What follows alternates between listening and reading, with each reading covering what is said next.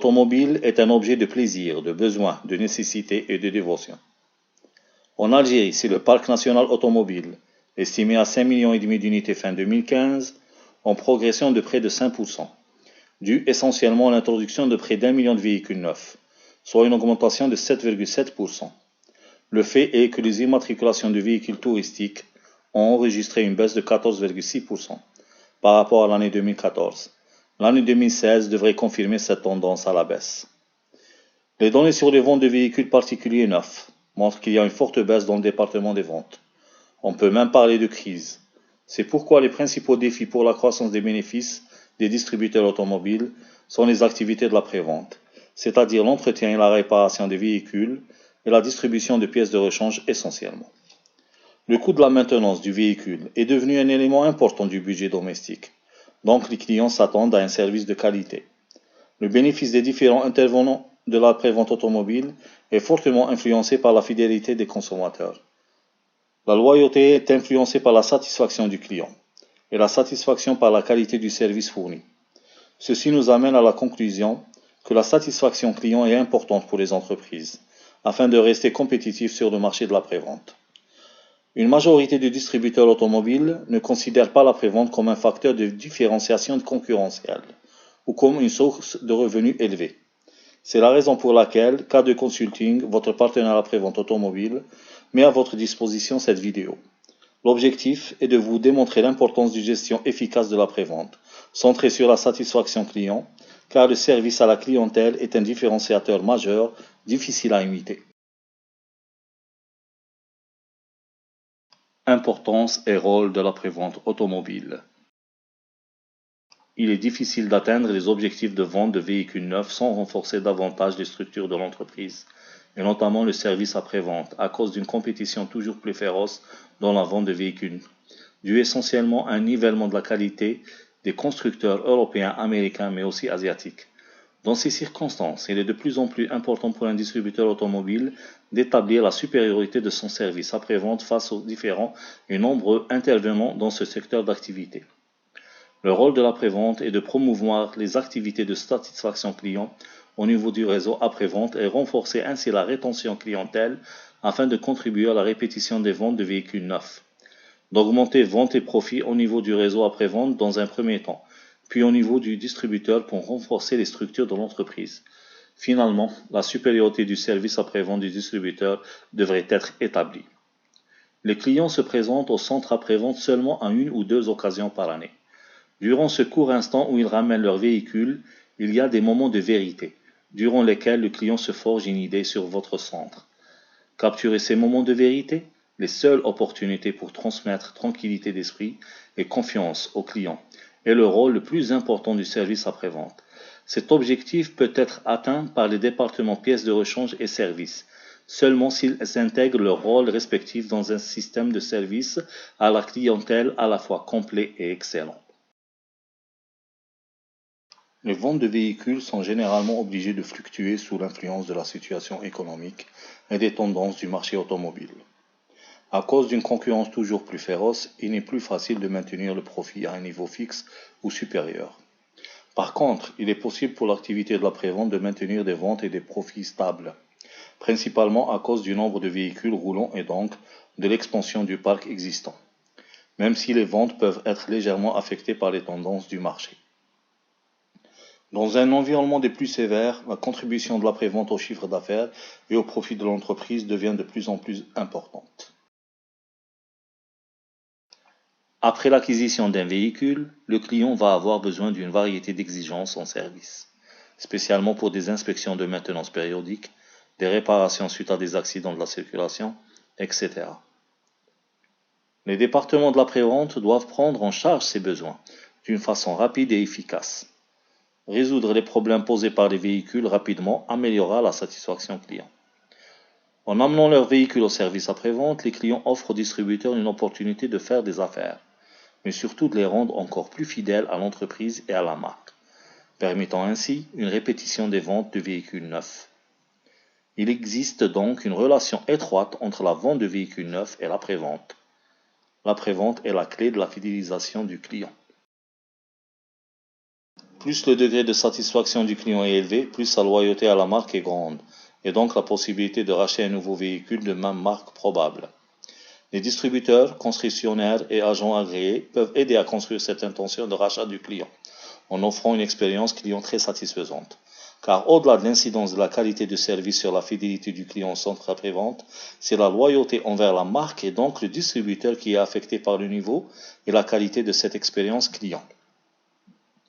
Les sondages montrent une corrélation entre la satisfaction client et la fidélité au réseau après-vente.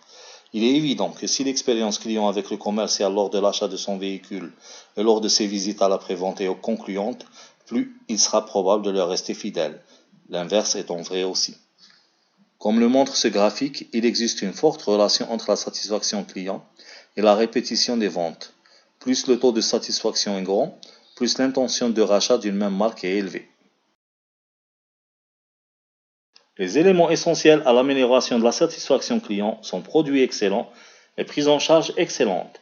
Prise en charge excellente est composée de deux autres éléments, communication excellente et système excellent. Par communication excellente, l'on entend veiller à assurer des conversations de vente orientées clients, ce qui implique de répondre aux besoins et souhaits des clients et de s'assurer que les prises de contact soient faites de manière amicale et fiable. Par excellent système, l'on entend un système qui ne tente pas à augmenter le coût de possession et d'utilisation des véhicules par les clients, car plus ce coût est élevé et moindre est la fidélité du client. Le traitement des réclamations clients est probablement la tâche la plus stressante de l'après-vente. Toutefois, une prise en charge correcte peut inverser l'insatisfaction en satisfaction, créant ainsi une meilleure relation avec le client. L'objectif principal d'une prise en charge rapide et correcte des réclamations clients est de regagner la confiance du client et le fidéliser à la marque. Seulement 23% des clients insatisfaits de leur prise en charge vont peut-être garder leur confiance lors de leur prochain achat de véhicule, alors que 45% des clients satisfaits de la façon dont leurs réclamations ont été traitées vont garder leur confiance à la marque. Pour que le personnel traite les clients de façon à pouvoir générer une satisfaction client élevée, il faudrait que ce même personnel soit complètement et totalement dédié à cette activité. 3 niveaux d'implication sont relevés. Personnel impliqué, ces employés sont loyaux et fidèles et psychologiquement dédiés à l'entreprise. Personnel non impliqué, ces employés, même si leur rendement est bon, psychologiquement sont loin d'être dédiés à l'entreprise. Ils sont plus enclins à l'absentéisme ou à quitter carrément l'entreprise. Personnel désengagé, ces employés sont physiquement présents, mais absents psychologiquement. Ils ne sont pas heureux de leur situation et insistent pour partager leur mécontentement avec collègues et clients. La politique de chaque distributeur automobile pour le service client doit être d'obtenir impérativement une satisfaction client exceptionnelle et solide. De nos jours, il est plus difficile d'obtenir une satisfaction client élevée, du fait que les clients sont de plus en plus exigeants, et donc leurs attentes de plus en plus difficiles à combler, ainsi que les améliorations apportées par la concurrence dans ce domaine, qui prend plus d'importance dans leur stratégie client. Ces deux points doivent toujours rester à l'esprit des responsables. La satisfaction client est primordiale pour s'assurer le succès à très long terme. Dans les années précédentes, nombreux sont les distributeurs qui ont mis en œuvre des activités de satisfaction client sur une grande échelle au niveau de l'entreprise, car il devient de plus en plus difficile de différencier un véhicule d'un autre, un service d'un autre. Pourquoi donc un management basé sur la satisfaction client est-il si important aujourd'hui?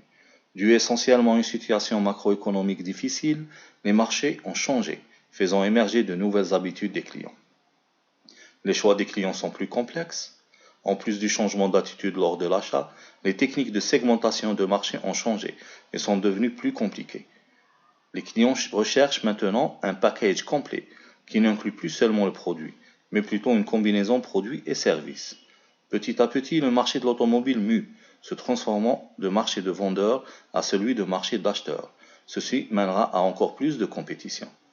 Les entreprises doivent s'adapter au changement de l'environnement du management. Elles doivent réévaluer leur stratégie de gestion, ne plus se focaliser sur le produit et prendre en considération le client.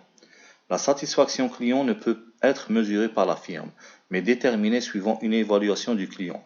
Et afin d'y arriver, il est nécessaire de reconsidérer toutes les opérations, du management au service de base. Tout cela, la perspective du client. Pour clore cette première partie, on doit signaler l'importance de l'impact économique de la satisfaction client, qui peut être mesuré. Ainsi, des analyses de données quantitatives, rapport entre le chiffre d'affaires et l'investissement, et de données qualitatives, performance de la satisfaction client, doivent être effectuées pour mesurer l'efficacité des actions d'amélioration et soutenir les actions d'investissement. Tant que les attentes des clients ne sont pas satisfaites, les investissements nécessaires pour combler cet écart seront supérieurs aux résultats actuels en termes de revenus additionnels. Lorsque les attentes des clients sont dépassées, il y a alors un impact positif sur le chiffre d'affaires, à cause de la fidélisation client, acquisition de nouveaux clients, vente croisée, et sur la réduction des coûts, en raison notamment des réductions des coûts de marketing. L'expérience client unique représente le top en matière de satisfaction client. Arrivé à ce point, des investissements additionnels ne donneront lieu à aucune valeur ajoutée à l'entreprise. La satisfaction avec l'expérience achat durant le processus d'acquisition d'un véhicule neuf n'est qu'une partie de la satisfaction client globale. La satisfaction générée par le véhicule lui-même ainsi que du service après-vente y contribue aussi, mais dans des proportions plus importantes. Situation actuelle et défis du marché de l'après-vente automobile. Le marché de l'après-vente automobile évolue rapidement, tiré, entre autres et principalement, par le dynamisme de l'évolution du parc national automobile ces dernières années. Paradoxalement, même si l'on assiste à une rétraction du marché du véhicule neuf, la réaction des propriétaires est de garder leur véhicule plus longtemps, qui en vieillissant génère une demande encore plus importante en services et pièces de rechange. De nouveaux besoins, de nouveaux types de pannes vont apparaître, multipliés par les différents types de propulsion, de technologies et de modèles proposés, qui sont de plus en plus complexes en raison d'utilisation croissante des systèmes électroniques, nécessitant des interventions plus longues de la part de techniciens spécialisés, seuls capables d'intervenir sur ce type de panne et d'assurer l'entretien de ces véhicules. Ne sauront y répondre que les distributeurs et leur réseau d'agents agréés qui devront faire face à une dépendance accrue dans les équipements de diagnostic. Pour compliquer encore plus l'équation de l'après-vente pour les acteurs de cette industrie, notons la forte augmentation du nombre des modèles et versions des véhicules introduits au cours des dernières décennies, pour couvrir pratiquement tous les besoins. De plus, les constructeurs automobiles ont fourni une plus grande personnalisation pour le client, avec de plus en plus de combinaisons d'options pour plusieurs modèles. Cette prolifération d'options et de choix a été encore aggravée par les cycles de conception plus courts et la nécessité d'introduire encore plus de modèles pour les marchés émergents. Il en a résulté une explosion du nombre de pièces de rechange et a considérablement accru la complexité de leur gestion. Les consommateurs exigent un service plus rapide, plus fiable, et cherchent des moyens moins onéreux pour y parvenir. L'interaction des canaux de la pièce de rechange, du véhicule et du service laisse les clients avec un ensemble de choix très compliqué, pouvant prêter à confusion quelquefois. Les points de service automobiles sont nombreux et couvrent un large éventail, allant des concessionnaires offrant un service complet et des chaînes de services présentes sur tout le territoire national, aux petits garages indépendants, et les clients effectuant eux-mêmes le service de leur véhicule. Le comportement des consommateurs est typiquement motivé par l'âge du véhicule, les types de pièces de rechange nécessaires et, le plus important, à la valeur accordée à leur bourse. Les clients peuvent utiliser les services de n'importe quel point après-vente, sans montrer de fidélité à quiconque, basé sur un certain nombre de facteurs. Ils peuvent ouvertement passer à un simple vulgarisateur pour un changement de pneu, une station-service Naftal pour une vidange, ou bien encore à un concessionnaire agréé pour des pièces moteurs. En raison de cette fragmentation dans le choix, et le fait de l'existence de points à service peu visibles appartenant à des particuliers, il est très difficile de quantifier avec précision le marché complet de l'après-vente. L'industrie automobile a réalisé des améliorations spectaculaires dans la qualité des véhicules, la durabilité et la fiabilité de leurs systèmes et composants. Les véhicules neufs sont de plus en plus fiables et nécessitent de moins en moins de travaux d'entretien. Cela impacte négativement l'après-vente en faisant baisser l'activité, du moins pour les réparations mécaniques et électriques conventionnelles. Par contre, pour ce qui concerne la peinture et la carrosserie, l'activité se maintient, aidée en cela par des structures de véhicules plus complexes et donc de réparations plus difficiles, et surtout par un taux d'accident parmi les plus élevés au monde. Les besoins en service après-vente des voitures nouvellement lancées enregistrent une tendance à la baisse.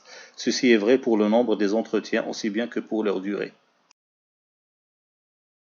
Le nombre d'heures consacrées à la réparation a chuté de moitié en 30 ans.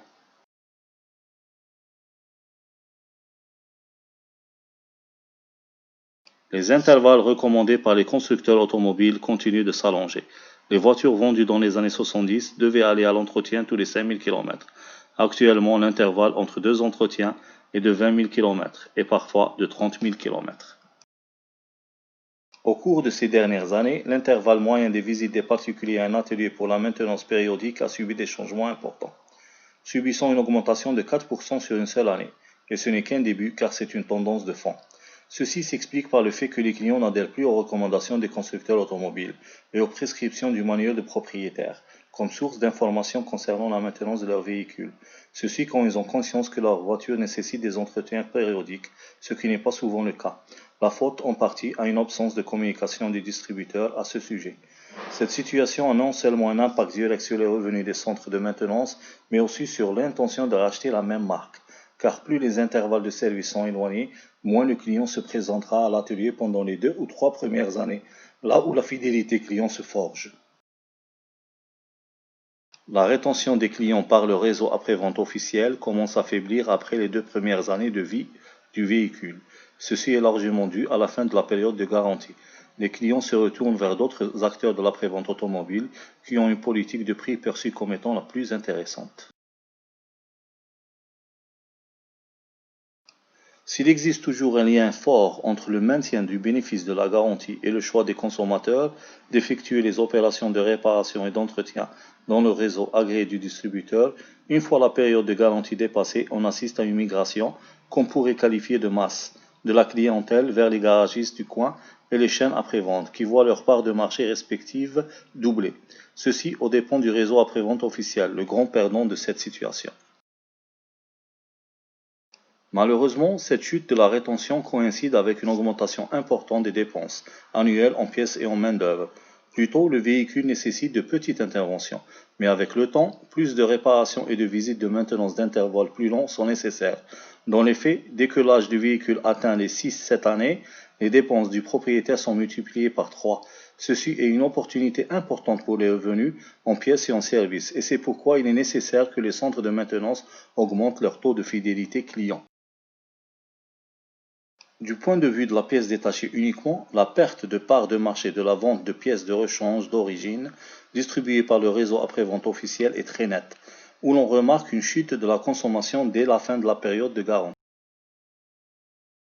Alors que la demande globale sur la pièce de rechange est beaucoup plus grande que ne le laissent penser les ventes réalisées par le réseau après-vente officiel, et surtout dure plus longtemps et ne prend véritablement fin qu'au bout de la durée de vie du modèle du véhicule concerné. Même le marché indépendant de la pièce de rechange est plus favorisé, bien que les prix soient sévèrement diminués par la grande sensibilité au prix des propriétaires de véhicules plus âgés. De nombreux importateurs parallèles de pièces et de composants et les distributeurs automobiles eux-mêmes offrent une gamme de pièces de rechange de deuxième choix, à la durée de vie beaucoup plus courte pour répondre aux besoins de ce secteur. Dans un écosystème aussi complexe et globalement expansif, une myriade de facteurs économiques et de régulations se combinent pour influencer non seulement la vente de véhicules, mais aussi l'industrie après-vente elle-même. Beaucoup de ces règlements deviennent plus stricts. Mais même si une grande partie de ces normes sont de nature restrictive, les acteurs de l'après-vente automobile peuvent tirer parti de ces exigences changeantes en étant beaucoup plus proactifs, en innovant dans leur opération quotidienne, mais surtout en étant à chaque fois les premiers à s'adapter au nouvel environnement économique et les normes en découlant. Mais il n'y a pas que l'environnement extérieur à prendre en considération. Il faut faire preuve aussi d'une compréhension approfondie de la chaîne de valeur complexe du marché de l'après-vente automobile et des multiples variables qui s'influencent entre elles.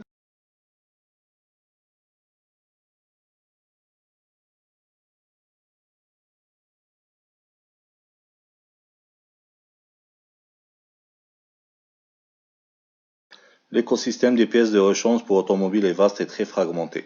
Les distributeurs doivent travailler avec les fournisseurs et les concessionnaires pour inciter leurs clients à revenir pour le service après l'achat du véhicule.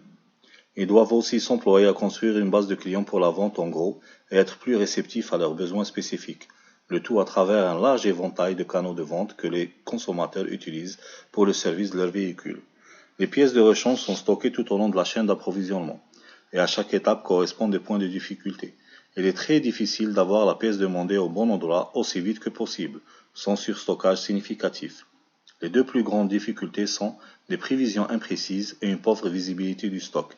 Ces déficiences favorisent la limitation de la flexibilité dans l'établissement d'une tarification au moment de la commande de la pièce. L'incapacité à voir le mouvement du stock à travers la chaîne d'approvisionnement limite la capacité d'élaborer des prévisions basées sur la demande. Même au niveau le plus agrégé, les prévisions des fabricants et fournisseurs sont imprécises, alors que, traditionnellement, les prévisions de la demande sont plus précises à leur plus grand point d'agrégation. Ceci laisse un petit espoir d'avoir des précisions adéquates près du point final de la chaîne d'approvisionnement.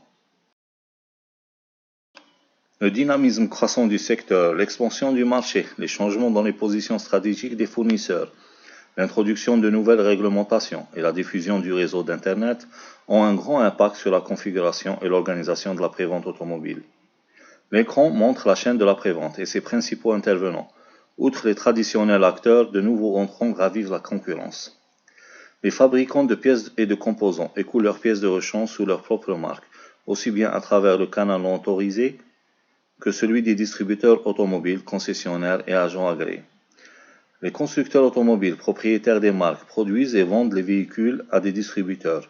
Ces constructeurs s'approvisionnent généralement en pièces de rechange auprès de leurs fournisseurs et les distribuent à travers le canal officiel.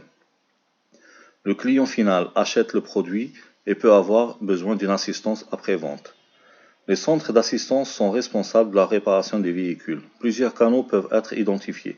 Ceux autorisés par le biais d'accords contractuels pour la vente et la réparation, concessionnaire, ou pour la réparation uniquement, garagiste agréé. Le aftermarket, garagiste indépendant. Les spécialisés, vulcanisateurs, électriciens auto, carrosserie, et le réseau de franchise soft, indépendant détenu par un importateur parallèle ou un distributeur. Dans la majorité des cas, seuls les distributeurs de véhicules et dans une infime mesure, les concessionnaires et agents agréés développent des relations directes et soutenues avec les fabricants de pièces et composants et les constructeurs automobiles. Le service après-vente est assuré par les distributeurs appartenant au réseau des constructeurs automobiles, des centres de service, des réparateurs indépendants, des chaînes de réparation rapide. L'écran présente les différentes catégories d'entreprises offrant des services d'entretien et de réparation, ainsi que les différents types de services fournis. La référence à l'âge des véhicules automobiles n'a toutefois qu'une valeur indicative.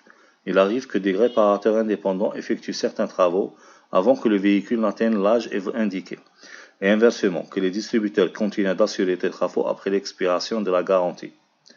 Les distributeurs et les centres de service sont essentiellement axés sur le service après-vente pour les véhicules d'une seule marque. Les réparateurs indépendants et les chaînes de réparation rapide, en revanche, réparent et entretiennent généralement des voitures de marques différentes. Toutefois, les travaux de réparation et d'entretien effectués pendant la période de garantie accordée par le constructeur sont en principe exécutés par les distributeurs de la marque concernée, alors qu'après cette période, les clients font appel à des réparateurs indépendants. Pour certains travaux de routine, ils s'adressent également à des chaînes de réparation rapide, des centres auto ou autres réparateurs similaires. Alors que les opportunités offertes par l'industrie de la pièce de rechange automobile sont évidentes, les distributeurs sont confrontés à de nombreux défis pour la protection et l'extension de leurs gains. Ce marché est l'un des plus fragmentés et complexes des principales industries, ce qui rend sa gestion un challenge. Les distributeurs automobiles, leurs succursales et les agents agréés doivent tous jouer leur propre rôle dans la vente et le service à la clientèle et les processus après-vente. Aujourd'hui, l'essentiel des activités de vente nécessite une communication plus personnalisée avec les clients, un travail d'équipe efficace et une approche proactive à la vente. Les processus de réception de l'atelier sont un défi croissant à la lumière des nouvelles fonctionnalités telles que les manuels de service numériques, le classement des concessionnaires suivant le score obtenu dans la satisfaction du client, l'évolution des réglementations et l'avènement des services mobiles. Par ailleurs, des informations en temps réel au sujet des processus ateliers doivent être disponibles, sans interruption, de préférence par l'intermédiaire de plusieurs médias. Lorsqu'il s'agit du traitement des demandes de garantie, des processus transparents seuls ne suffisent plus. Vous devez aussi récolter des données des différentes réclamations pour aider les fournisseurs et constructeurs à réduire les taux de défaut. La prévente automobile comprend un large éventail d'activités, de l'exécution de tâches basiques telles que la réparation, la maintenance périodique et la mise à disposition de pièces de rechange, à des travaux plus sophistiqués, comme le diagnostic de panne. À chaque type de service correspond un facteur de réussite différent. Pour la pièce de rechange, par exemple, le prix, la disponibilité, la rapidité de livraison, une base de données techniques et clientèle combinée sont essentiels à la vente proactive et à la rentabilité. Le service, par définition, est essentiellement une activité réactive. Il est très important d'avoir un temps de réaction rapide, un pourcentage élevé de résolution de panne dès la première intervention sur le véhicule, respect sur les engagements pris sur la date et le coût de l'intervention. Concernant l'entretien périodique de véhicules, l'efficacité à la fois de l'organisation de l'atelier et de l'utilisation de la main-d'œuvre est importante, mais la fidélisation des clients est peut-être le facteur de succès le plus essentiel. Pour y parvenir, un centre d'après-vente doit mettre en place des activités qui répondent aux besoins des clients, mais surtout à ses attentes. L'offre après-vente de K2 Consulting. En mettant trop l'accent sur l'efficacité des opérations et les réductions de coûts, ou à l'inverse, en négligeant de prendre des mesures immédiates pour une commande urgente, une intervention rapide, une réponse flexible, en tenant trop en compte de la situation particulière du client du point de vue de leur satisfaction, vous risquez de souffrir d'une perte totale à tout point de vue. Tout au long du cycle de vie de son véhicule, le client vit sa principale expérience avec l'activité après-vente. C'est là que se forgent les liens de confiance et de fidélité avec le centre de maintenance et la marque. C'est simple.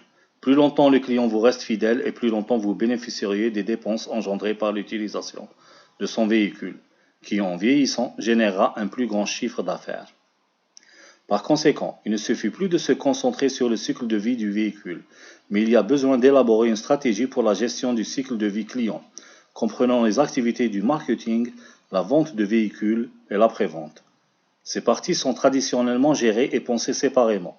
Mais aujourd'hui, il est impératif que le tout soit injecté à l'objectif commun de construction d'une base clientèle unique, augmentation des parts de marché, amélioration des marges commerciales et maximisation des revenus au cours du cycle de vie complet du véhicule.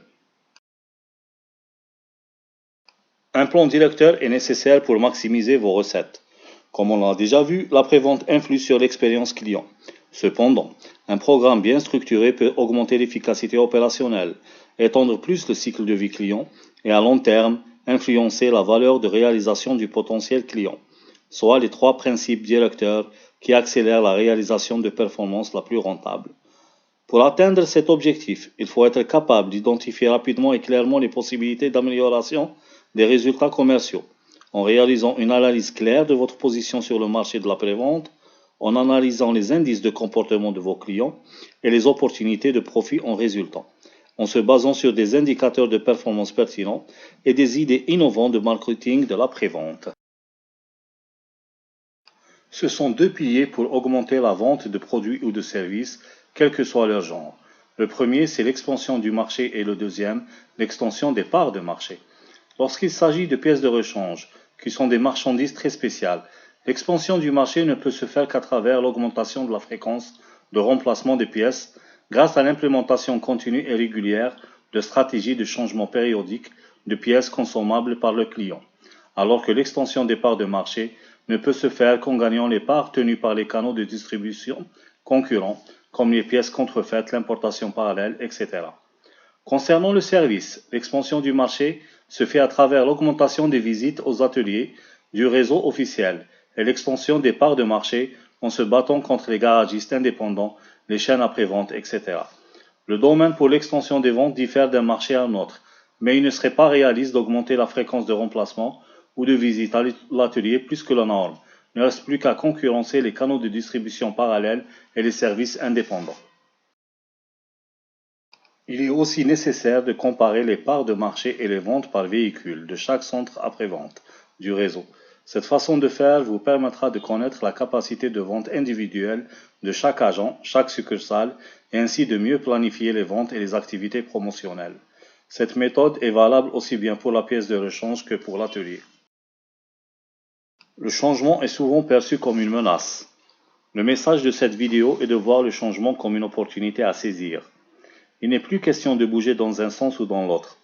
Dans le marché de l'après-vente automobile d'aujourd'hui, il existe une possibilité de se mouvoir des deux côtés du changement en même temps. Il y a la possibilité de faire l'un comme l'autre. Ces options permettent de développer une feuille de route vers le succès, composée de plusieurs étapes à exécuter, soit consécutivement, soit en parallèle entre elles. La première étape est de maîtriser son propre business et devenir plus efficace que les autres acteurs du marché.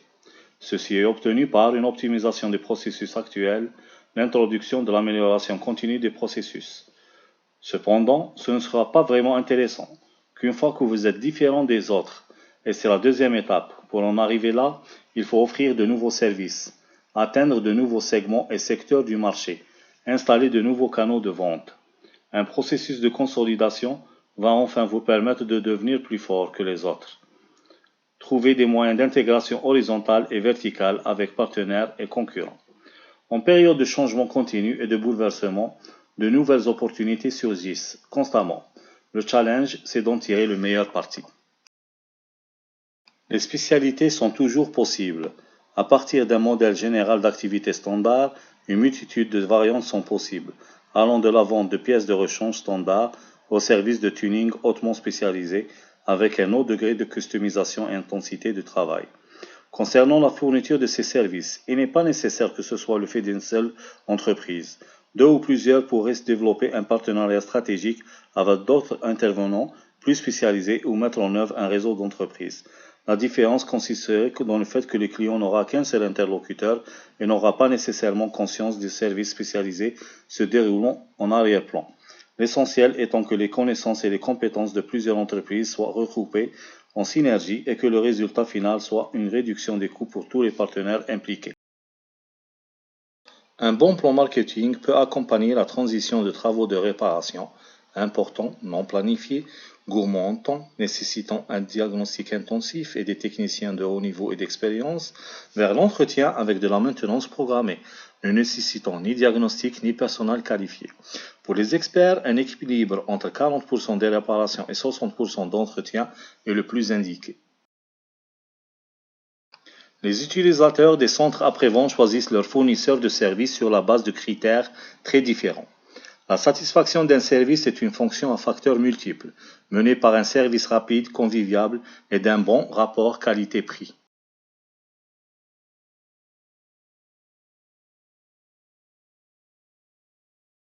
La principale source de revenus des centres après-vente, c'est les relations de service continu, et le moteur principal de ces relations est bonne expérience antérieure. En d'autres termes, une vente de véhicules neufs réussie ne se termine pas par la remise des clés au client. Cela doit se traduire par une relation sur le long terme. Les autres facteurs importants influents sur des relations de long terme sont la confiance, la fidélité et la commodité des lieux.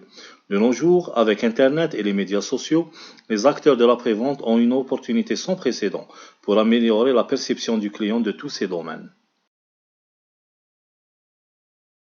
Lorsqu'un acheteur de véhicules neufs change de marque, sa fidélité au service passe automatiquement au réseau après-vente officiel de la marque choisie. Ce qui n'est pas le cas d'une voiture d'occasion, où le propriétaire continue d'utiliser les services du garagiste indépendant, comme il le faisait avant. Une étude sur le comportement des propriétaires de véhicules montre que le réseau après-vente officiel est choisi uniquement pour 3 points. Représentant local de la marque de mon véhicule, véhicule acheté chez eux et conditions de garantie. Les garagistes indépendants l'emportent sur tout le reste, notamment utilisé par le passé, qualité de service le plus commode et a été recommandé. Les concessionnaires franchisés mettent l'accent sur le lien vente-service, présentant leur atelier comme faisant partie intégrale de l'image de marque du produit, pour le meilleur ou le pire, selon la qualité de la performance de l'atelier. Les garagistes indépendants ont seulement la qualité de leur service à mettre en avant. Les meilleurs d'entre eux se concentrent sur leur relation avec leur clientèle de base. Les centres après-vente du réseau officiel apparaissent comme ayant un avantage concurrentiel initial dans l'esprit du client pendant le premier cycle de la propriété du véhicule. La tendance naturelle d'une large portion des consommateurs est d'utiliser le service d'un concessionnaire officiel de la marque. Dans le premier cycle, il y a un verrou implicite. Le deuxième cycle est encore une grande opportunité. Mais au-delà, ces agents sont loin d'être les plus compétitifs, non seulement sur les prix, mais aussi sur la flexibilité et la réactivité aux besoins des clients. En effet, les clients désirent avoir accès à un représentant local officiel ou du réseau, particulièrement durant la période de garantie. La réalité montre qu'en dehors de cette période de garantie, les consommateurs choisissent aussi bien les agents franchisés que les garagistes indépendants pour le service de leur véhicule. Le niveau de qualité de service dépend de la satisfaction ou de l'insatisfaction du client. L'insatisfaction est nourrie par différents facteurs. Dans un premier temps, un client traduit ses attentes par un ensemble d'attributs désirés quant à l'offre de service. Il peut ne retenir qu'un seul attribut qui lui semble déterminant, alors que les autres peuvent n'être perçus que neutres ou bien devront respecter un minimum de performance. Certains clients optent pour une autre démarche qui consiste à établir un barème qui tient compte de l'ensemble des facteurs pouvant se compenser mutuellement. Ces attributs se rapportent à la fois aux services de base et aux services périphériques. Ils peuvent se regrouper en 7 catégories. La sécurité pour le client ou les biens qu'il possède, la consistance, qui peut se traduire par la fiabilité et la standardisation du service, l'attitude ou le comportement manifesté par le personnel lors de l'interaction prestataire-client, l'état complet et la variété des services offerts, les conditions présentes ou durant la prestation du service, la disponibilité ou la facilité d'accès au service, le timing qui se rapporte au moment et à la durée de la prestation de service. Il est important de comprendre le processus d'évaluation de la qualité d'un service par le consommateur. Souvent, l'agent après-vente ne comprend pas la déception, voire dans certains cas, la colère de son client. L'origine de cette incompréhension vient de l'écart entre la perception de la qualité du client et l'offre de service par le centre après-vente. Il existe 5 formes d'écart. Écart 1 entre les attentes du client et la perception du personnel de service. Écart 2 entre la perception du personnel et les spécifications des normes de qualité. L'origine de cette forme d'écart pouvant être des contraintes, les conditions du marché ou l'indifférence du personnel et des responsables. L'écart 3 entre la spécification des normes de qualité et la prestation de services causée par la variabilité de la performance du personnel, particulièrement le personnel en contact avec le client. L'écart 4 entre la prestation de services et la promesse, communication faite au client. L'écart 5, le service perçu et le service attendu. Les 4 premières formes d'écart ont l'impact le plus important sur la qualité perçue par le client. Notons enfin que l'expérience du client détermine dans une très large mesure sa perception à l'égard de la qualité attendue de l'offre de service. Afin d'atteindre les objectifs stratégiques assignés à chaque centre après-vente, K2 Consulting se focalise sur l'amélioration de 4 composantes du processus de l'après-vente. Système de gestion quotidien en se basant sur des indicateurs de performance visuelle, relations clients et services, performance de l'après-vente, mise à jour continue des objectifs de vente et management par catégorie. En formulant leur stratégie, les entreprises commencent généralement par répondre à certaines questions fondamentales. Quelles sont nos offres en produits et en services? Qui sont nos clients et quels sont leurs besoins? Quelles sont les entreprises avec lesquelles nous sommes en concurrence? Pourquoi nos clients devraient acheter chez nous plutôt que chez nos concurrents? Quelles opportunités supplémentaires avons-nous à côté de notre activité actuelle et comment devrions-nous les exploiter? Des questions assez simples. L'activité après-vente automobile, comme toute autre entreprise, doit commencer par développer une bonne stratégie. Et une bonne stratégie commence par une profonde connaissance du client et de ses besoins. En règle générale, une entreprise qui veut accroître ses ventes doit s'appuyer sur un ensemble de leviers, différents de ceux qu'elle utiliserait pour booster la rentabilité. La recherche a mis en évidence la forte corrélation entre les performances d'une gestion de services de qualité supérieure avec certaines pratiques et capacités, comme la philosophie de gestion de services, structure organisationnelle et offres, modèle de prestation de services, portefeuille d'offres et de services, relations avec les partenaires, planification des ressources, transparence du service, les prix et la compréhension intuitive du client. Les différents avantages de l'aptitude à percevoir les besoins des clients sont étroitement liés et se renforcent mutuellement. Les concessionnaires voudraient voir plus d'offres financièrement sensibles cibler leurs clients et les porter à leur intention plus tôt dans le processus. Cela conduira à des clients encore plus satisfaits, qui seront plus susceptibles de recommander à leur entourage le concessionnaire, la marque et le centre après-vente, et ils y reviendront eux-mêmes au moment de leur prochain achat, que ce soit pour un service, une pièce ou un véhicule neuf. Le marché de l'après-vente automobile est une industrie ayant ses propres caprices particuliers.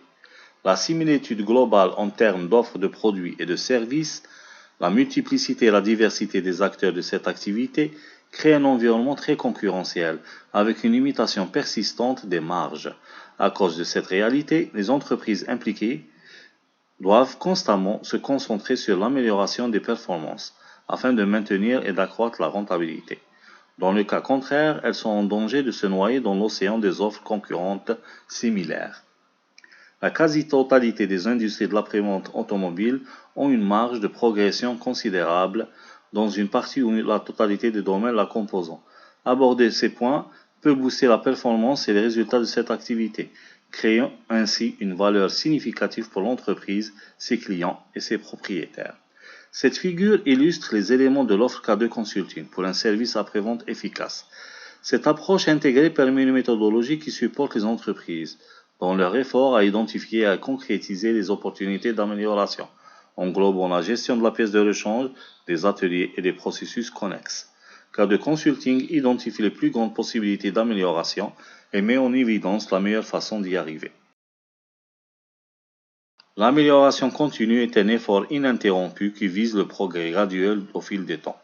Il arrive même qu'il peut identifier une avancée décisive d'un coup. L'idée principale derrière l'amélioration continue est la nécessité d'assurer une surveillance perpétuelle de ce qui fonctionne ou ne fonctionne pas. Le fait qu'un processus implique une représentation de presque toutes les fonctions permet la diversité des points de vue. Cette diversité, à son tour, devient le catalyseur des retours d'informations et le partage des idées. Quant à la façon dont le processus peut encore être amélioré, ces idées peuvent ensuite être mises en œuvre. L'amélioration continue a de meilleures chances de donner de bons résultats si les idées proposées viennent du personnel impliqué dans le processus. Elles seront alors moins radicales, enracinées dans la réalité et par conséquent plus faciles à mettre en œuvre. Les petites améliorations sont moins susceptibles d'exiger des investissements importants que les grands changements. Les idées naissent des talents de la main-d'œuvre existante, à l'opposé de la recherche ou du consulting externe qui risque de coûter cher. Une fois que les employés voient leurs idées entendues et prises en compte, ils vont continuellement chercher des moyens d'améliorer leur propre performance. Cela encourage les employés à prendre possession de leur travail et renforce l'esprit d'équipe, ce qui améliore le niveau de motivation. La planification du budget de la prévente est l'une des tâches les plus importantes de cette activité. En comparaison des ventes de véhicules, les recettes sont certes plus faibles, mais la rentabilité est souvent élevée, permettant ainsi d'avoir une marge brute plus conséquente. En mettant en place un budget approprié, les distributeurs peuvent planifier le flux de trésorerie, les investissements dans les infrastructures et contrôler le suivi du budget tout au long de l'année. Et plus important encore, le cycle budgétaire offre une réelle opportunité de changer de direction vers de nouvelles possibilités de profit et d'amélioration des résultats. La plupart des distributeurs reprennent le taux de variation historique de l'après-vente obtenu les 3 dernières années et l'appliquent pour l'année suivante. Quelques distributeurs plus sophistiqués essaient de lier ce taux à celui des ventes de véhicules mais finissent par admettre que ce n'est pas un indicateur assez pertinent. Mais cette façon de faire, bien qu'admirable, présente cependant plusieurs inconvénients majeurs, car elle ne prend pas en compte les opportunités de profit et les ventes potentielles. Sachant aussi que la budgétisation suivant l'historique des années précédentes crée de la stagnation. Les responsables de l'après-vente ont besoin d'opportunités et de possibilités pour motiver les performances et produire des résultats. Si les ressources sont nécessaires pour obtenir des opportunités de profit, elles sont difficiles à justifier sur la base d'un budget traditionnel. Le top management refusera d'allouer des ressources additionnelles pour parvenir à une croissance provenant uniquement de l'inertie. Le cycle budgétaire annuel est une occasion de considérer systématiquement toutes les opportunités offertes par le marché de l'après-vente, laisser de côté slogans creux et vœux pieux, et se concentrer sur la planification d'objets réalistes soutenus par des plans d'action concrets, en s'appuyant sur un système informatique solide et des données disponibles soutenant le processus de création d'une image complète de ces opportunités et de l'impact des décisions prises. De nombreux responsables n'ont tout simplement pas idée du potentiel de l'après-vente automobile, et souvent ne voient en elle qu'un centre de coût plutôt qu'un vecteur de croissance rentable, stimulant la croissance plus globale de l'entreprise. Au cœur du problème, un manque de clairvoyance dans les opportunités réelles qu'offre l'activité après-vente. Très peu d'entreprises peuvent se targuer, par exemple, d'avoir une grande visibilité de la rentabilité de l'après-vente, une idée claire de la rentabilité des clients ou connaissent leurs statistiques de croissance de part de marché. Sans une bonne visibilité de la performance et du potentiel des départements de service et de la pièce de rechange, les responsables ont du mal à comprendre le business et sont mal équipés pour justifier ou prioriser les investissements majeurs pour le développement de l'activité. Le problème est plus profond. De nombreux intervenants ont des difficultés à élaborer une stratégie et un projet efficace pour les opérations de l'après-vente, alors que quasiment la moitié des cadres déclarent que l'optimisation continue du modèle global de la chaîne d'approvisionnement est de la plus haute importance pour les 3 prochaines années. Un minimum d'entreprises sont performantes dans ce domaine. Similairement, seules quelques-unes ont obtenu des résultats élevés dans l'équilibrage entre coûts et niveau de service client. Dans une perspective plus globale de l'entreprise, il est d'une importance cruciale pour la plupart d'entre elles de mieux valoriser leur investissement. Dans le même temps, seules quelques entreprises prennent en considération effectivement les problèmes de gestion de l'après-vente au moment de prendre des décisions au sujet de l'innovation ou de la gestion du cycle de vie produit. Un modèle organisationnel inefficace vient entraver encore plus l'activité après-vente, qui a tendance à avoir de faibles niveaux d'investissement dans les personnes et les compétences nécessaires à une bonne performance. Compte tenu de l'importance stratégique du potentiel de rentabilité et de croissance de la fonction après-vente, comparé à l'activité globale de l'entreprise, attirer et développer les talents devrait être une priorité pour la direction. L'activité de la prévente se déroule dans un environnement en constante évolution, influencé qu'il est par les ventes de véhicules neufs, l'état de l'économie, la politique et les réglementations touchant le commerce en général et l'industrie automobile en particulier. Le développement d'une activité après-vente efficace, adaptée d'une manière appropriée au marché, exige une planification minutieuse accordant un examen attentif à la dynamique de cet environnement. Une fois les plans formulés, une analyse périodique de la situation avec révision appropriée est nécessaire. Le schéma affiché donne une idée des points à prendre en considération pour obtenir des objectifs concrets pour la planification des opérations de l'après-vente.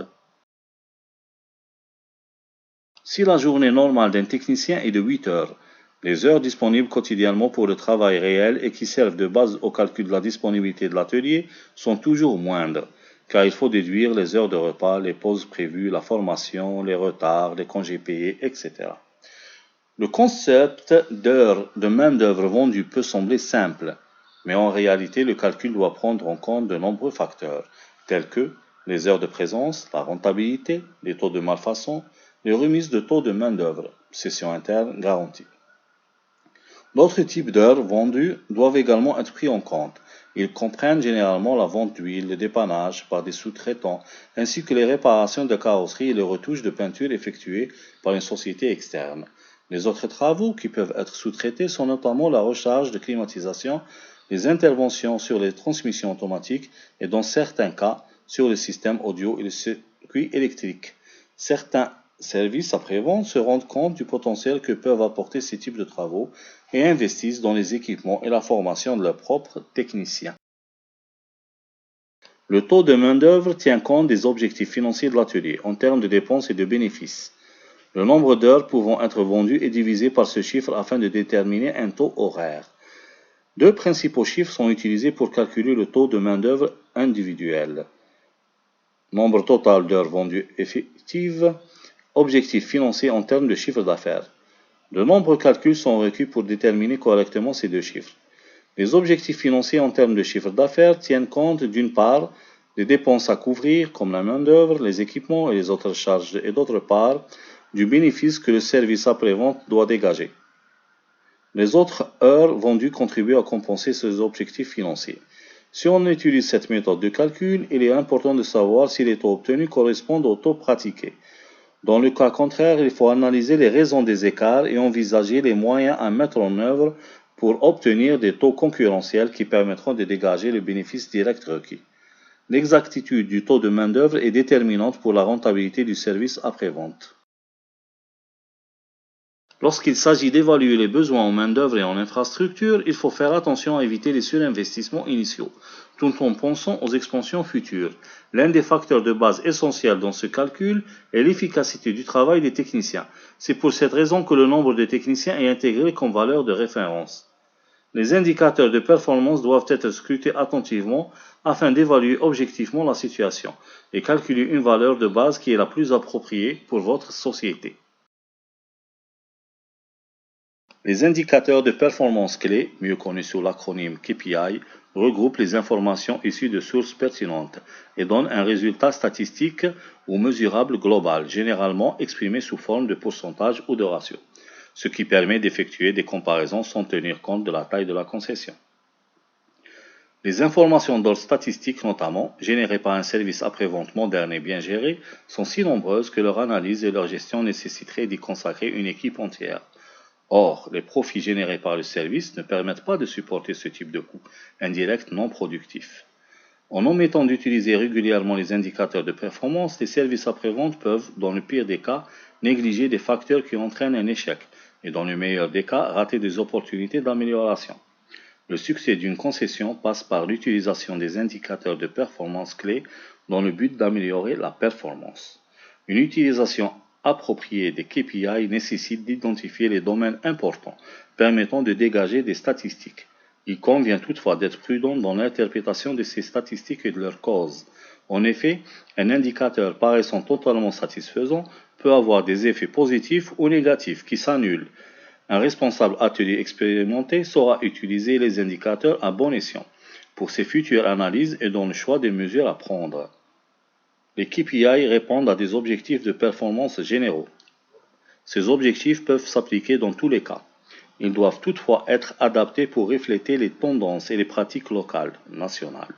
Les KPI les plus courants et leurs objectifs de performance sont répertoriés dans le tableau qui s'affiche. Le client est considéré comme la partie prenante la plus importante de l'après-vente automobile, en raison du changement fondamental dans son comportement d'achat. Aujourd'hui, le client a plus d'informations sur les produits et services disponibles. L'offre dépasse la demande, et pour attirer puis retenir la clientèle, le bon processus et l'approche convenable sont nécessaires. La dernière étape vers le client est l'endroit où la bataille pour la fidélité clientèle se gagne ou se perd. C'est un parcours difficile.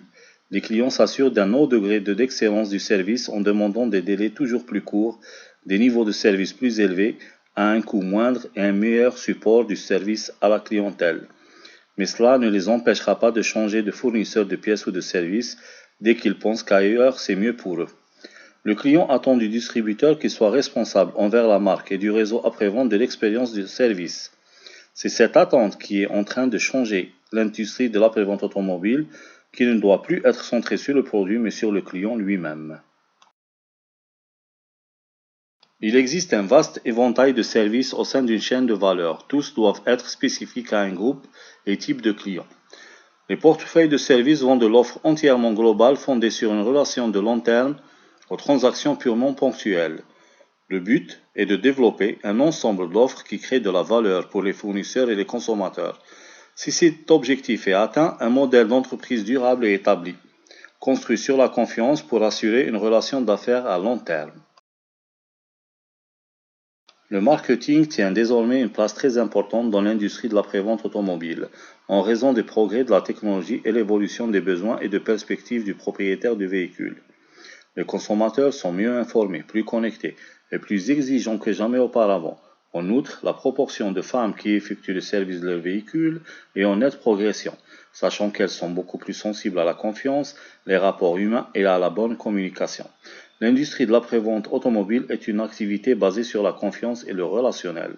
Pour construire de la confiance et établir des liens relationnels, les activités marketing doivent être entreprises, telles que créer une meilleure visibilité pour l'activité, faire passer un message spécifique, finalement fournir valeur et commodité pour les clients. Le marketing est devenu un élément critique dans la gestion d'une activité après-vente réussie. Mettre en œuvre un plan marketing efficace créera de nouveaux clients, établira satisfaction et fidélité avec les clients existants, qui en retour vont encore acheter vos produits et services et en référer à leurs amis, famille et connaissances. Concernant l'atelier, le marketing aide tout aussi bien à augmenter l'acquisition de nouveaux clients et amplifier leur nombre qu'à les retenir. En termes plus simples, le plan marketing peut être divisé en 3 activités importantes. Marketing d'acquisition pour acquérir de nouveaux clients, marketing de fidélisation pour retenir les clients existants, les mesures pour évaluer les variations de niveau de succès. Le marketing de fidélisation est tout aussi important que le marketing d'acquisition, sinon plus.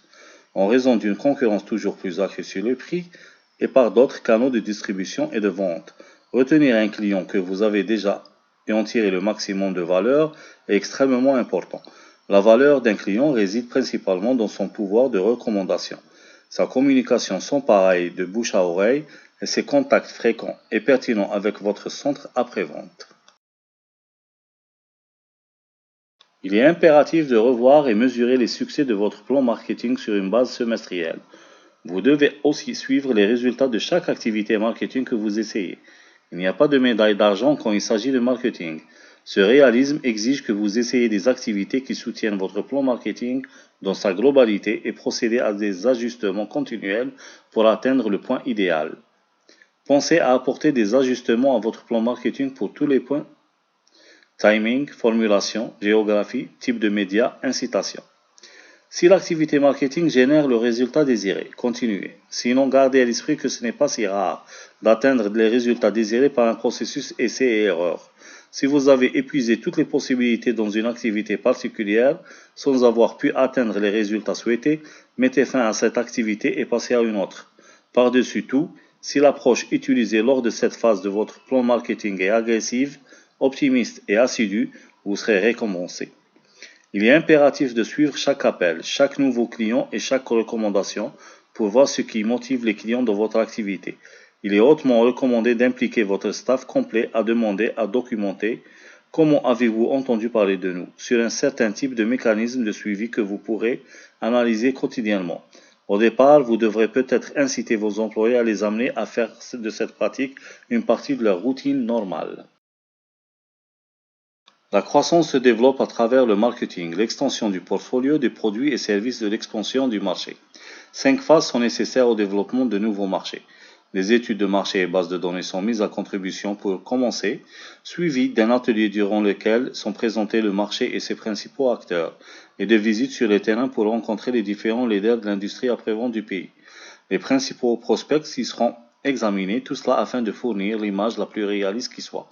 Suite à cela, un concept de développement de marché accompagné d'un business plan est développé. Enfin, du coaching et du support sont assurés pour pénétrer le marché. Les distributeurs automobiles ne peuvent pas se passer d'un bon réseau de concessionnaires et d'agents agréés, stables et étendus, dont la qualité détermine la représentation de la marque distribuée et sa notoriété, la couverture géographique des ventes et des parts de marché relatives sur le territoire, le maintien d'une rentabilité minimale sur tout le cycle de vie commercial des véhicules et des clients, le listage des écarts entre la demande des clients et les capacités de couvrir ses besoins, le retour direct d'informations aux distributeurs sur les niveaux de stock à planifier, l'état et l'évolution des marchés et la satisfaction des clients. Qu'il s'agisse du développement de l'implantation ou de l'optimisation du réseau, il faut savoir user de la bonne technique dans le choix d'un site pour un centre après-vente. Ce choix doit reposer sur l'évaluation des parts de marché par zone, avec comme prérequis l'identification du chiffre d'affaires, lui-même dépendant du parc automobile de cette zone, les spécifications des écarts entre la répartition des marques avec la zone ciblée et le site choisi, ainsi qu'une bonne base pour l'analyse concurrentielle locale. Le résultat est un volume potentiel de vente disponible par zone ciblée ainsi que les zones voisines. De cette manière, le client peut choisir plus facilement où implanter son futur site. En faisant une comparaison des chiffres d'affaires générés par vos différents centres après-vente avec vos chiffres d'affaires par marque, cette liste peut être une source importante d'opérations alternatives pour vos futures orientations. L'objectif recherché de l'analyse organisationnelle du réseau après-vente doit être une formulation correcte de la vision stratégique, ses buts et ses valeurs, une structure organisationnelle efficace et opérationnelle, une expérience alignée et standardisée et une base solide pour un programme de formation. La méthode s'appuie sur des processus de développement de stratégie, l'analyse et l'adaptation de la structure de gestion du réseau en stratégie de réseau, les programmes de maintenance du niveau de service et enfin des manuels d'opération standardisés. Dans un deuxième temps, une analyse de benchmarking vient compléter cette première action. Les gains obtenus par cette méthode sont très appréciables, car elle permet de mettre en place un système de suivi des performances globales du réseau après-vente dans son ensemble, ainsi que la performance individuelle de chaque acteur, d'identifier les meilleures pratiques et processus et l'amélioration de la gestion du réseau grâce à la mise en place d'objectifs d'amélioration réalistes. Mais sachant que le réseau après-vente est le canal de distribution le plus coûteux à exploiter, il est vital d'identifier les services qui peuvent être exécutés et gérés d'une façon centralisée, et ceux qui doivent l'être par le biais de ce réseau, de façon à réduire les coûts opérationnels, optimiser l'efficacité du réseau et bien sûr accroître le niveau de service client. KD Consulting a une expérience longue de plusieurs années dans l'industrie de l'après-vente automobile, notamment dans la conception et l'aménagement de centres après-vente. En vous consultant tout au long du processus de conception et avec votre accord final, l'équipe KD Consulting va concevoir votre nouvel atelier de manière à maximiser l'utilisation de l'espace disponible et qui résultera en une solution pratique, fonctionnelle et efficace. En plus, KD Consulting assistera votre architecte pour veiller à ce que toutes les exigences soient satisfaites par rapport aux spécifications de puissance par exemple, ou des emplacements appropriés pour tous les équipements nécessaires à une exploitation quotidienne de votre atelier. Ayant accès à une vaste gamme d'équipements pour l'atelier automobile de fabricants leaders mondiaux, KD Consulting peut vous conseiller dans le choix des équipements et composants et vous accompagner dans l'installation jusqu'à la mise en service. Pour réussir dans le marché de l'après-vente automobile, complexe et dynamique, il vous faut un accès efficace aux données critiques et leur utilisation dans les prises de décision et le contrôle des performances organisationnelles basées sur votre infrastructure IT existante. Cela passe par la transformation d'informations précises en données marketing fiables. Les systèmes d'information qui aident à concevoir, planifier et gérer les opérations de l'après-vente arrivent à maturité rapidement. 10 ans avant, ou même 5 pour le cas les plus récents, les systèmes IT disponibles étaient le maillon le plus faible de ce business. Mais de nos jours, ils peuvent supporter la plupart des conditions des plus vastes et plus complexes opérations de l'après-vente.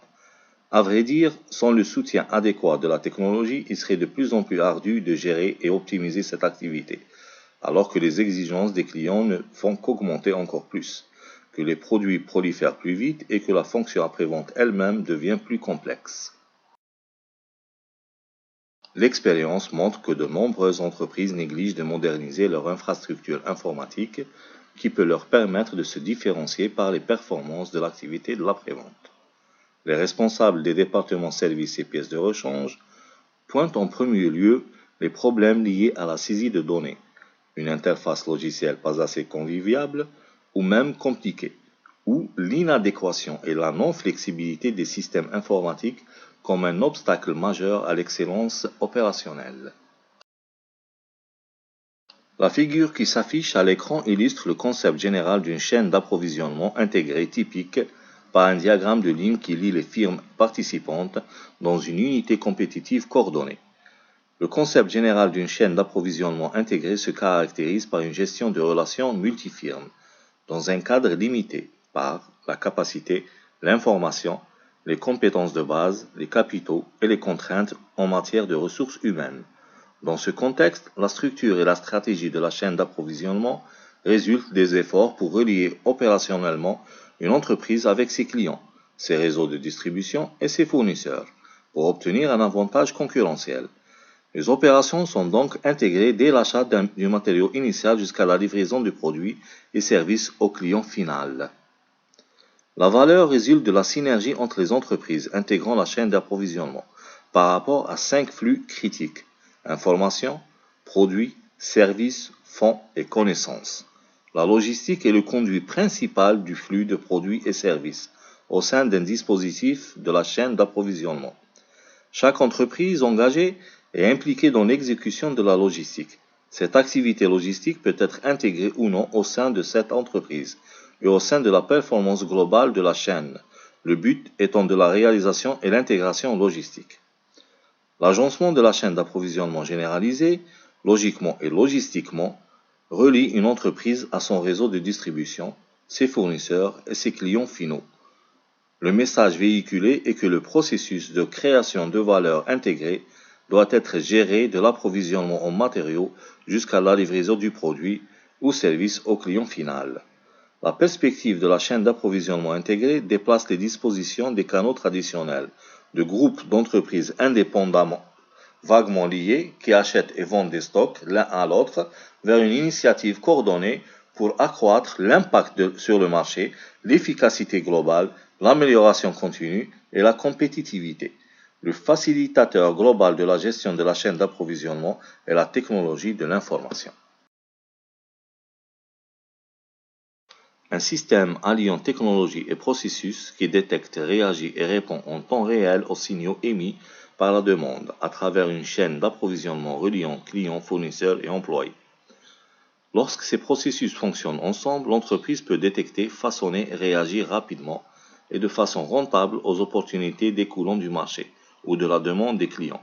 Les caractéristiques déterminantes des chaînes d'approvisionnement intégrées à cette conception incluent la capacité à gérer la demande plutôt que de simplement y répondre, une approche de l'offre basée sur le réseau et la possibilité d'intégrer les opérations innovantes. En termes de processus et d'outils de service, une question centrale à cette activité est comment déterminer le niveau optimal du stock pour assurer la disponibilité sans immobiliser inutilement les capitaux. Une solution de pointe consiste dans la segmentation des pièces détachées en fonction de la fréquence des commandes et les délais d'approvisionnement nécessaires. Dans le business des pièces de rechange automobile, la rapidité de la livraison est importante, souvent encore plus importante que le prix. Mais le degré d'importance varie d'un client à un autre et d'une pièce à une autre. Les conditions du marché peuvent également jouer un rôle. Ainsi, dans le cadre du processus de formulation de la stratégie, et aussi pour les aider à définir des propositions pertinentes aux clients, les entreprises ont besoin de bien équilibrer les trois dimensions qui impactent le plus la satisfaction du client. Collecter systématiquement des informations sur les besoins des clients, optimiser la chaîne d'approvisionnement afin d'optimiser les coûts et de réduire le prix de revient des pièces de rechange, et maîtriser le calendrier des approvisionnements pour améliorer la disponibilité et le taux de service. Les distributeurs automobiles et leurs concessionnaires doivent aligner leurs processus pour répondre à ces exigences. La figure affichée sur l'écran montre le modèle de processus représentant une série d'activités et des stratégies qui doivent être mises en œuvre afin de créer avec succès des systèmes de valeur intégrés. La première étape consiste à optimiser la coordination entre les fonctions de l'entreprise. Achat, opération et distribution doivent être assimilés à la stratégie commerciale adoptée, les indicateurs de performance communs et l'objectif de l'entreprise. Les processus basiques, commandes, stratégie d'approvisionnement, flux de logistique, doivent être analysés et améliorés. L'activité doit être documentée avec des stratégies de base établies pour tous les achats importants. En outre, la structure fondamentale du réseau de fournisseurs et de clients doit être optimisée. Tout cela requiert des responsables de bien intégrer la connaissance des acteurs auxquels ils ont affaire et de se projeter au-delà du premier tiers de la chaîne d'approvisionnement. Bien que la plupart des distributeurs automobiles algériens croient qu'ils sont bien au-delà de ce niveau d'intégration, de nombreuses entreprises réputées ont beaucoup de travail à effectuer à cet égard. La bonne nouvelle, c'est que cette action peut apporter des avantages conséquents, création d'une meilleure valeur et des économies sur les coûts, et mettre en place le tremplin vital pour la construction de l'infrastructure de la chaîne d'approvisionnement. L'idéal serait de disposer de paramètres qui décrivent parfaitement les deux dimensions fondamentales de la performance, l'excellence opérationnelle et l'innovation. Ce sont ces dimensions qui pointent de façon significative la meilleure chaîne de valeur, identifient quelle entreprise est la plus rapide, la plus forte et la plus intelligente. Les mesures qui correspondent à ces dimensions sont identifiées, et dans le cas de leur utilisation, elles indiqueraient immanquablement les organisations ayant les chaînes de valeur les plus saines. Pour chacune de ces dimensions de la performance, des paramètres permettent d'évaluer le rendement global au plus haut niveau, de diagnostiquer les problèmes par la décomposition des processus et apporter des corrections au niveau du travail tactique.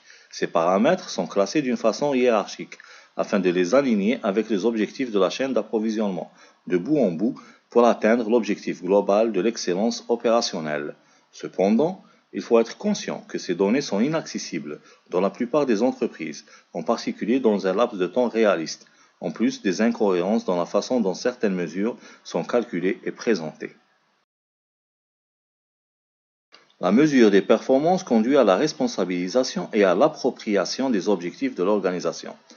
La capacité à mesurer régulièrement et rendre compte des résultats grâce à des mesures significatives ou ce qu'on considère comme étant les bons indicateurs est une compétence critique dans l'activité de l'après-vente. Ironiquement, la plupart des indicateurs sont alignés sur les primes individuelles. Les bons indicateurs doivent veiller à ce que la bonne information soit capturée au bon moment et de la bonne manière. De bons KPI assurent un comportement organisationnel sain.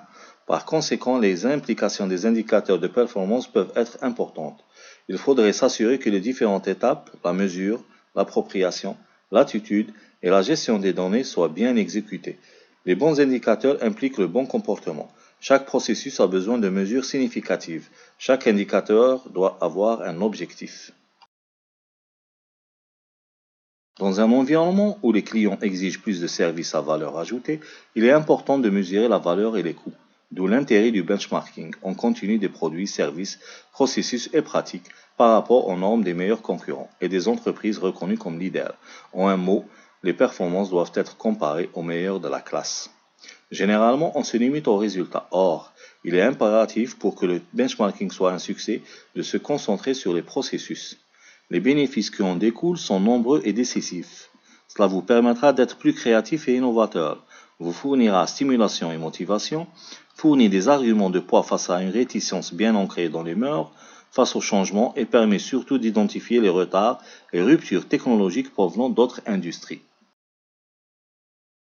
La gestion des stocks demeure sans conteste une zone critique de responsabilité dans la chaîne d'approvisionnement, juste derrière les tâches plus classiques que sont la gestion du trafic, l'emmagasinage et la localisation du magasin.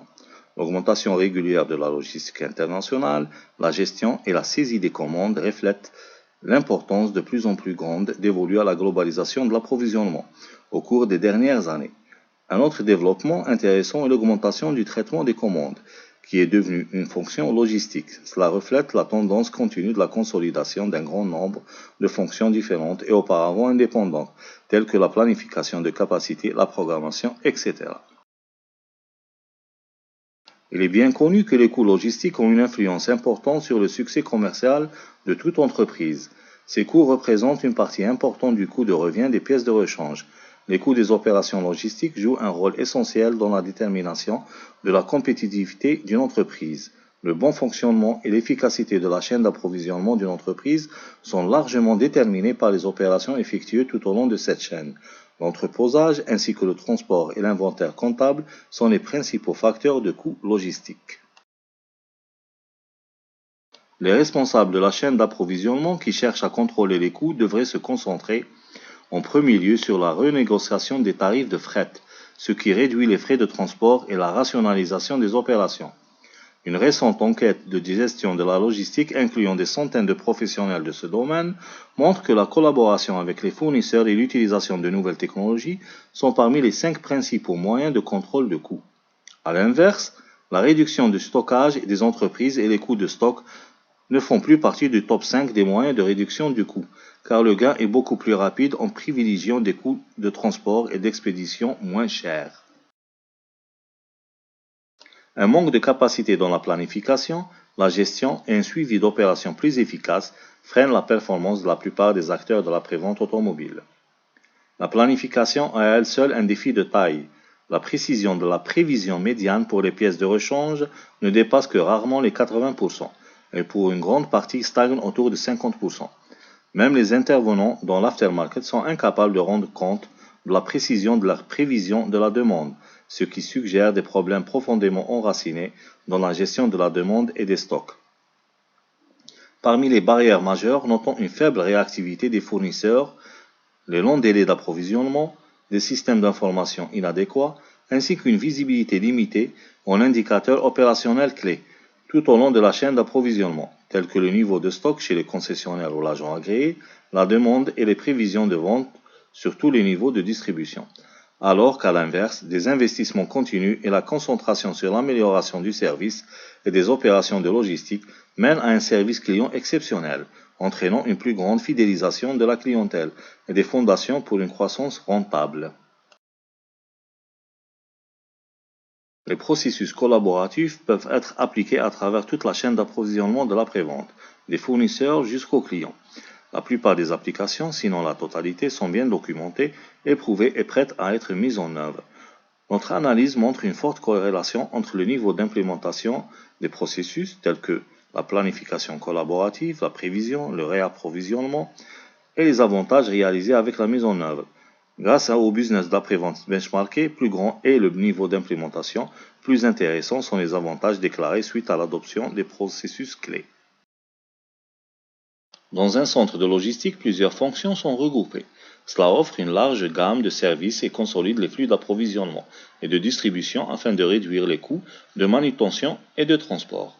Mais il y a une limite à ce que vous pouvez accomplir en tentant d'améliorer uniquement les opérations au sein des entrepôts. Il est primordial de revoir le fonctionnement de votre entrepôt à la lumière de l'efficacité logistique globale des différentes opérations successives, depuis le placement des commandes des pièces, la réception, l'entrée en stock, la prise de commande et l'expédition de chargement. Par exemple, une commande plus fréquente, de mensuelle à hebdomadaire ou même quotidienne, peut non seulement réduire le stock, mais aussi réduire et minimiser les fluctuations dans la charge du travail des opérations de réception. D'un autre côté, si les prises de commandes peuvent être reçues par petits lots, mais avec une plus grande fréquence sans sacrifier à l'efficacité du fret, il devient possible d'organiser des expéditions planifiées avec une fluctuation minimisée. L'objectif de cette activité est de parvenir à la fois à une meilleure disponibilité et à réduire les stocks. De bons résultats dans ces deux domaines contribuent à l'expansion des ventes et à la réduction des coûts, qui vous permettra d'atteindre vos objectifs en termes de croissance du bénéfice et d'être leader sur la satisfaction client. L'objectif ultime est d'avoir des clients de telle disposition qui n'hésiteront pas à racheter un véhicule neuf chez vous le moment venu et continuer d'être clients de votre service après-vente. En minimisant la fluctuation sur la charge de travail, lors des opérations de réception et d'expédition des commandes, vous réduirez la valeur de votre stock et l'espace dévolu au stockage, et vous augmenterez la productivité de votre magasin, ce qui vous permettra de limiter le nombre de vos magasiniers. Les entrepôts jouent un rôle essentiel à différents niveaux de la chaîne d'approvisionnement. Ils peuvent avoir diverses fonctions selon leurs caractéristiques et leur degré de complexité. Les entrepôts évoluent. La technologie a évolué rapidement et par conséquent les possibilités d'améliorer l'efficacité et le rendement au sein de l'entrepôt sont constamment renouvelées, en plus d'une demande incessante des clients et des pressions internes pour réduire encore plus les coûts et améliorer le niveau de service. Tout cela peut se révéler un défi significatif pour les gestionnaires de magasins. Afin d'augmenter les flux d'items manipulés et la productivité au sein de l'entrepôt, il est nécessaire de réduire la quantité du temps de déplacement et des points de contact tout en maximisant l'utilisation de l'espace dévolu. La conception d'un entrepôt nécessite une attention aux détails et la collecte et la compilation de grandes quantités de données pertinentes. Un certain nombre de facteurs doit être pris en compte. Plusieurs alternatives en termes de disposition sont disponibles et il existe une multitude de zones potentielles de réduction de coûts grâce à de simples changements dans la configuration et les pratiques existantes. De toutes les opérations prenant place au sein d'un entrepôt, la préparation des commandes est considérée comme la fonction la plus gourmande en main-d'œuvre. Une réduction du temps réparti à cette opération permet des économies importantes en termes de coûts, car elle permet une diminution des heures normales de travail nécessaires au prélèvement des pièces, les heures supplémentaires souvent obligatoires et aussi la réduction des effectifs. En outre, puisque le temps de prélèvement fait partie intégrante du délai de livraison, la réduction de ce temps a un effet immédiat positif sur le service à la clientèle et sa satisfaction. Sur cet écran, on voit comment le temps de traitement des commandes est généralement composé. Il est clair que le temps dévolu au déplacement dans l'entrepôt en consomme la plus grande proportion. Les autres composants peuvent être considérés comme des constantes. De tout ce qui précède découle l'importance du choix pertinent de conception d'un entrepôt.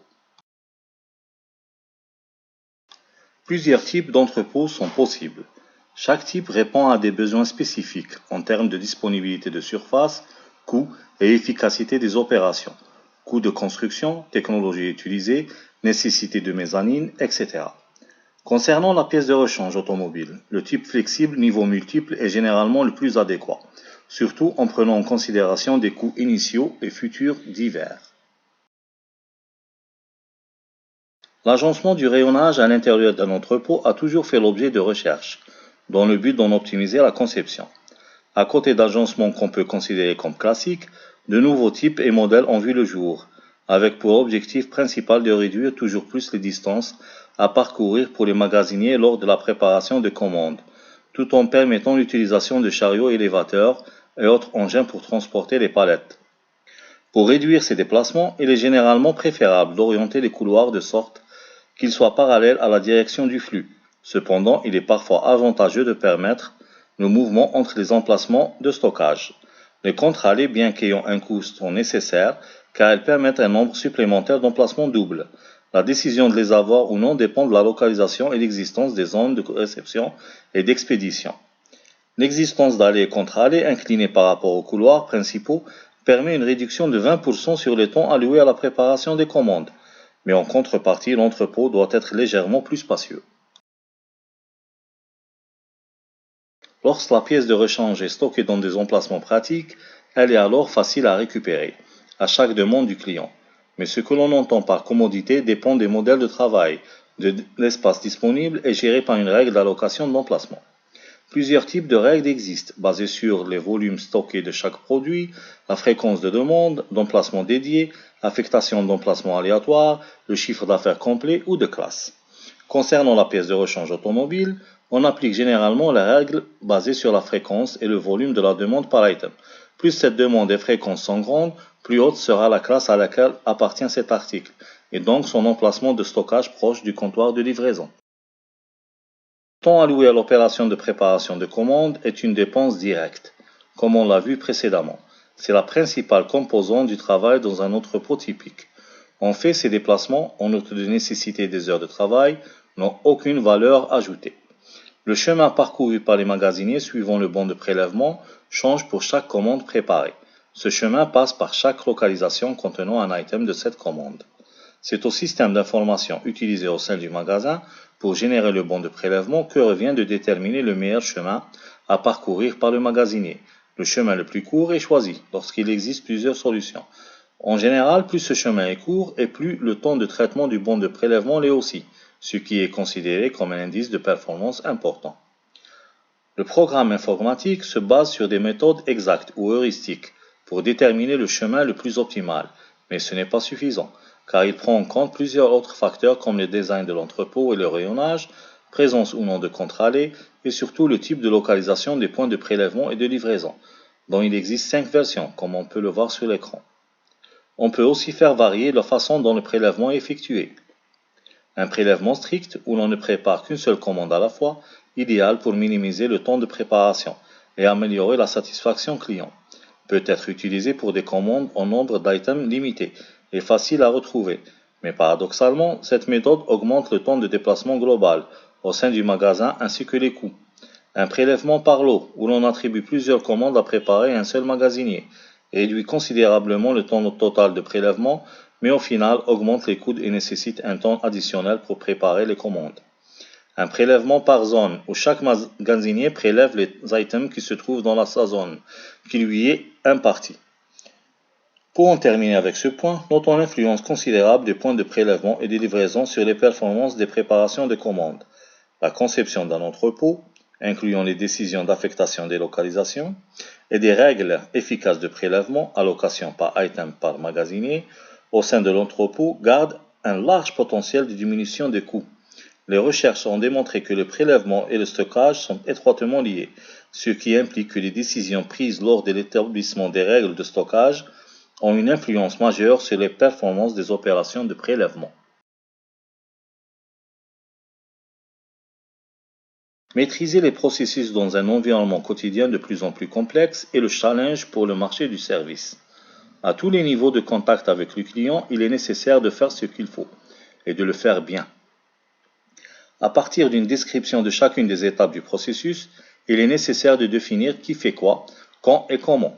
Par conséquent, il existe 2 niveaux dans une description du processus. La question est de savoir ce qui doit être fait au premier lieu pour satisfaire les besoins et les exigences du client, ce qui est en gris, et comment ces étapes sont supposées être exécutées avec professionnalisme et efficacité, en bleu. L'objectif est de s'assurer que la qualité obtenue dans les opérations est répétitive, comme une routine, de telle sorte que la satisfaction client augmente, la différenciation avec la concurrence soit plus marquée, la gestion des coûts soit meilleure, l'amélioration des services soit systématique et régulière. Le service est intangible, c'est-à-dire immatériel. Par conséquent, l'élément subjectif devient d'autant plus important. En réalité, la perception du client est tout ce qui compte. Dans le même temps, le contrôle de gestion est considérablement réduit, puisque le client a un impact immédiat sur la qualité de service. Il est donc d'autant plus important de se concentrer sur les activités de management, des processus clients et la documentation des services fournis. Ceci peut se faire par exemple en énumérant toutes les pièces changées ou réparées, ou en indiquant le nom ou le nombre de mises à jour logicielles effectuées, y compris une liste des erreurs effacées. Une fois les processus décrits, la tâche la plus pénible peut commencer. Il s'agit de faire vivre ces processus, c'est-à-dire veiller à ce que tout le personnel suive ce qui doit être fait, par qui et quand. Cette tâche est loin d'être triviale et peut prendre des années avant d'être finalisée. Pour la plupart des cas, 3 à 5 processus doivent être décrits par département. Tout dépend de la taille et des possibilités du business. Une mise en œuvre réussie des processus signifie que les clients ne voient pas les services fournis comme dû au hasard ou à la coïncidence, mais quelque chose de fiable et se répétant dans le temps. Dans ce cas, l'une des plus importantes caractéristiques de la fidélité client se développera, la confiance. Et sur la base de la confiance, l'image de marque de l'entreprise va croître dans l'esprit du client. L'intensité de la relation et sa qualité déterminant la force de la fidélité du client à l'entreprise et à la marque.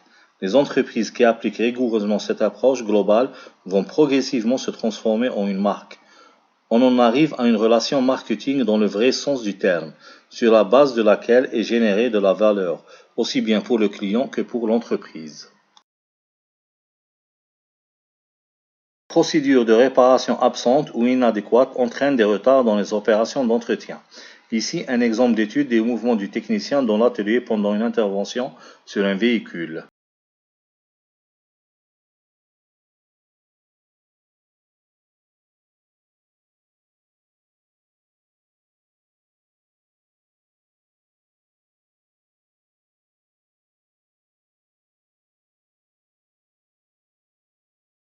Alors que dans cet exemple, on étudie les mouvements d'un technicien autour du véhicule pour une visite de 30 000 km. Chaque couleur de trait indique la position du pont élévateur.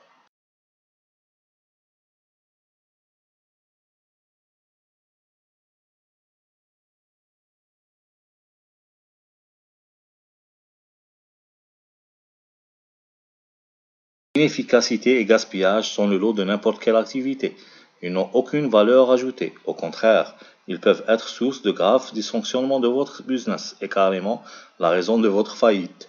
D'où la nécessité d'introduire de nouveaux concepts qui vous aident à identifier n'importe quel processus ou procédure mise en place et qui n'apportent aucune valeur ajoutée à l'utilisateur final, c'est-à-dire votre clientèle. Ces carences, dysfonctionnements et blocages peuvent être identifiés par le suivi de chaque processus, du début à la fin, de chaque étape et par la collecte de toute la documentation utilisée tout au long du parcours. Une bonne façon de suivre un processus consiste à utiliser une caméra vidéo. De cette façon, vous pouvez étudier le processus avec les techniciens concernés. Identifier et éliminer les causes de dysfonctionnement vous aidera à augmenter aussi bien l'efficacité de vos interventions que la qualité du travail effectué. Une fois ces dysfonctionnements éliminés, débute alors un autre travail qui consiste dans l'élaboration et le développement de procédures opérationnelles standardisées pour chaque processus et la formation des techniciens à ces nouveaux standards. Ces SOP serviront aussi à la formation de nouveaux personnels sur les processus corrects. La récompense de tous ces efforts, un travail de meilleure qualité et une efficacité plus grande. La qualité de service est un aspect essentiel pour tout prestataire de service, et l'industrie automobile ne fait pas exception. Dans ce cas, les clients sont beaucoup plus concernés par le service après-vente. Le niveau de qualité du service dépend de la satisfaction ou de l'insatisfaction du client. L'insatisfaction est nourrie par différentes raisons. Beaucoup de facteurs peuvent l'influencer. Il s'avère qu'une majorité de clients sont indisposés par le retard dans la livraison de leurs véhicules. 54% des véhicules reçus dans les centres de maintenance ne sont pas livrés dans les temps. ce qui est considéré comme une très mauvaise performance. Conséquence, la qualité de service subit une chute et obtient un faible score. Les analyses des causes de ce résultat démontrent que la moitié des retards est due à la surcharge d'activité du centre de maintenance. En conclusion, une mauvaise planification et programmation de l'activité d'un centre de maintenance est la cause la plus importante de l'insatisfaction des clients et de la faiblesse de la qualité de service. La résolution de ce problème permettra également de trouver des solutions à d'autres causes associées à la surcharge. La stagnation dans le déroulement des opérations se produit à chaque étape de la maintenance du véhicule, non seulement entre les processus mais aussi en leur sein. Identifier et éliminer les causes de la stagnation durant le travail peut augmenter l'efficacité du service et la qualité des interventions et réduire les fluctuations dans les tâches et le stress des techniciens. Les formulaires de collecte de données sont utilisés pour traquer, enregistrer et identifier les causes de stagnation durant le déroulement des opérations. Mesurer le temps réel de travail, production, contre la durée totale de l'immobilisation du véhicule fournit des indications précieuses qui peuvent être utilisées pour améliorer le flux. Comme on peut le voir dans cet exemple, le véhicule est resté immobilisé pendant 7,49 heures, alors que le temps effectué travaillé est de 2 heures. Cela crée beaucoup de désagréments, aussi bien pour le concessionnaire que pour le client. Véhicule endommagé, disponibilité parking, stockage, etc. L'analyse se poursuit sous la forme d'une synthèse de la stagnation tout au long du processus de l'atelier. On s'attaque en premier lieu aux causes ayant le plus d'impact sur la satisfaction client, et qui ne demandent pas de moyens exagérés en temps, main-d'œuvre et finances, et ainsi de suite jusqu'à atteindre la situation idéale ou s'en approchant. Le vieil adage qui dit « le commercial vend la première voiture, mais l'après-vente vend la prochaine » est toujours vrai à ce jour. Le marché automobile algérien est extrêmement concurrentiel, où les clients ont plus de choix de marques que jamais. Attirer et retenir les clients à votre centre de maintenance et à votre marque a de nombreux avantages. Réduit les coûts d'acquisition client, fournit de la stabilité à l'entreprise lors des moments difficiles, assure une publicité de bouche à oreille plus grande, délivre une plus grande rentabilité au centre de maintenance. L'expérience nous montre qu'il faut entre 5 à 7 expériences clients positives pour déplacer un client de la case satisfait à celle de fidèle. L'après-vente automobile a souvent plus d'interactions avec les clients en un jour que la plupart des départements de vente pendant un mois. La majorité de cette valeur de service est livrée face à face par un personnel de l'après-vente bien entraîné. L'après-vente doit aussi satisfaire les clients avec un achat dont ils ne veulent pas ou ne comprennent pas. En gardant cela à l'esprit, une attention toute particulière doit être assurée en continu à la formation et au développement de votre personnel de première ligne.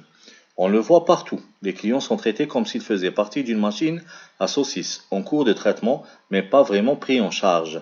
Une des raisons fondamentales poussant les clients à changer de centre de maintenance officiel pour des ateliers indépendants est qu'ils ne se sentent pas valorisés ou respectés en tant que clients. Les processus nécessaires sont assurés, mais sans la compétence du personnel nécessaire pour construire la fidélité client. Assurez à votre personnel après-vente une formation régulière sur la compréhension et le dialogue avec le client mènera votre centre de maintenance à la prospérité et à la croissance grâce à un excellent service doté d'une touche personnelle. Nous concluons dans cette vidéo en insistant sur 3 points importants. Premièrement, l'activité après-vente est relativement indépendante du cycle économique et bien gérée permet d'obtenir des rendements élevés et stables. Deuxièmement, un service après-vente efficace est un moyen de fidéliser le client à l'entreprise sur le long terme. La grande proximité du client à travers cette activité résulte sur une satisfaction client élevée.